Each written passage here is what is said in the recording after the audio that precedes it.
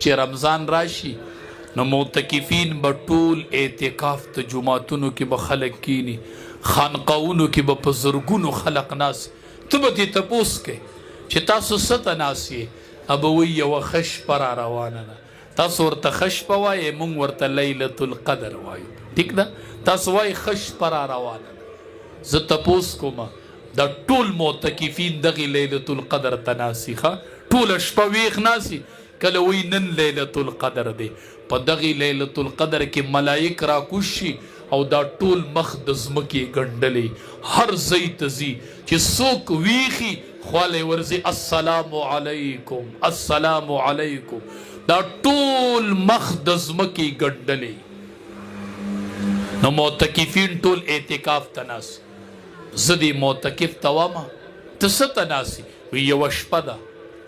وی د هغې یوې شپې عبادت د زرو میاشتو د عبادت نه افضل دی.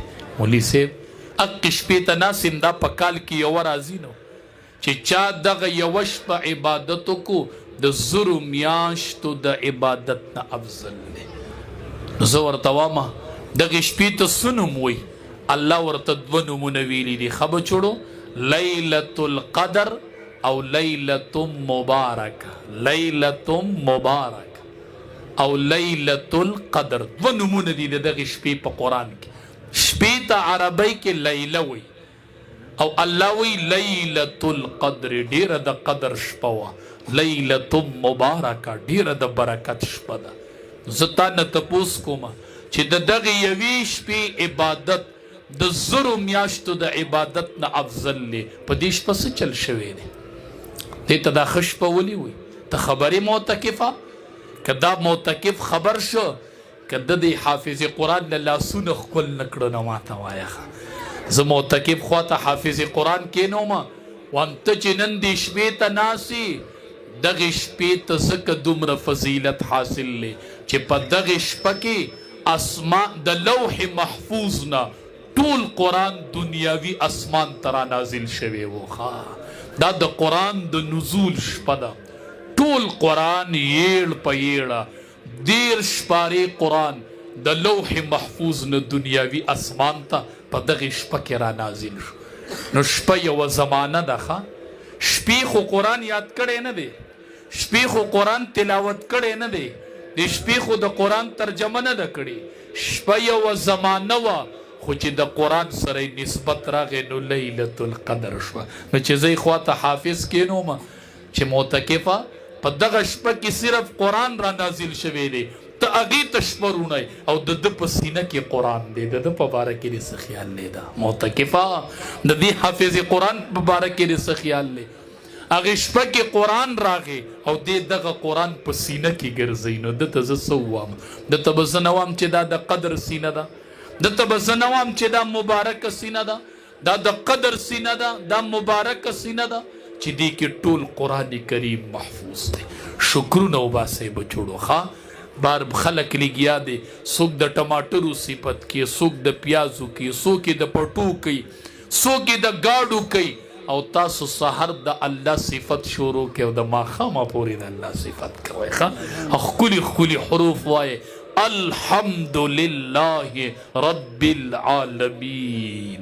ای د قرآن حافظه ستا الله ډیوټي لګولې ده. څه ډیوټي دی ده؟ ستا په دې ژبه الله د قرآن د حروفو او د حرکاتو او د سکناتو حفاظت الله ستا په ژبه کوي. د قرآن حافظه عالمه د قرآن د معانیو حفاظت الله پتا کوي. عالمه حافظه قاری صاحبو پتہ د حرکاتو سکناتو ډیوټي کوي. تم چا په ډیوټۍ لګولې؟ عالمه تم چا په ډیوټۍ لګولې؟ پتا باندې الله د قرآن د معانیو حفاظت کی. شکر وباسه چې دا جبم الله دغې له منتخب کړلې ښه. دا جبې الله دغې له مقرر کړي دي. چرته خفه نه شئ، چرته ستومانه کېږئ به نه ښه. موږ نه یو ستومانه ښه.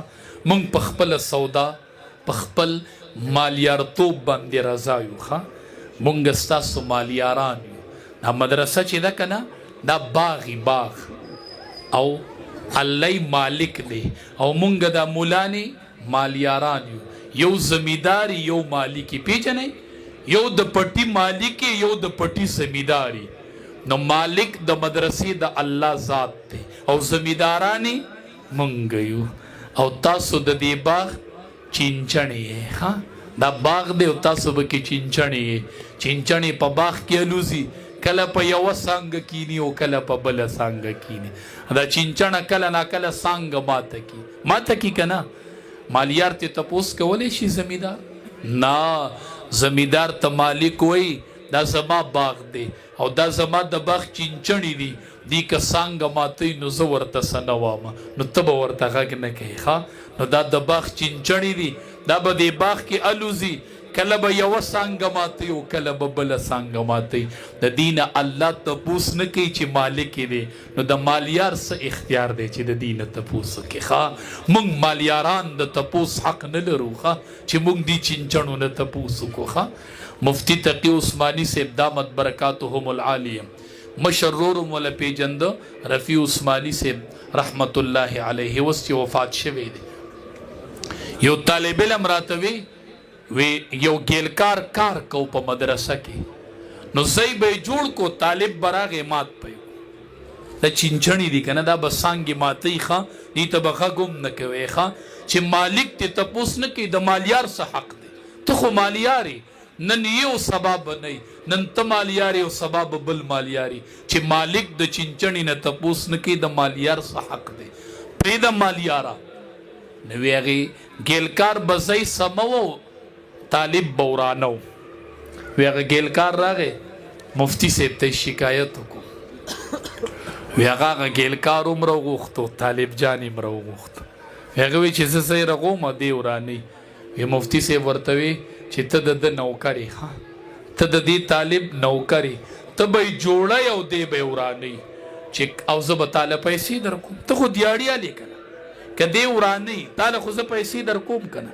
وی ته یې جوړوه او دی به یې ورانوي او ته ما نه پیسې هله چې کله تا جوړ کو او ده وران نه کو نو زه به تا رخصت کړم. ښه ته د ده نوکر یې. ښه ما ته بیا په طالب شکایت ونه کړې چېرته. ښه ما ته به داسې نه وایي ته د ده نوکر یې. ښه طلباو ګلالو مونږ مالیاران یو، مونږ زمینداران یو. ښه دې باغ له اوبه ورکوو او تاسو د دې باغ چینچڼې یې، ځان له پکې الوزئ، کله په یوه څانګه کښېنئ او کله په بله څانګه کښېنئ. ښه شیخ زکریا صاحب رحمت الله علیه نوم هم اورېدلی دی، فضیل اعمال کتاب یې لیکلی دی. ښه دې کراچۍ ته راغی، علماو مجبور کو په مدرسه کې، وی طلباو ته تقریر وکړه. حضرت چې په منبر کېناستو، طلباو ته یوه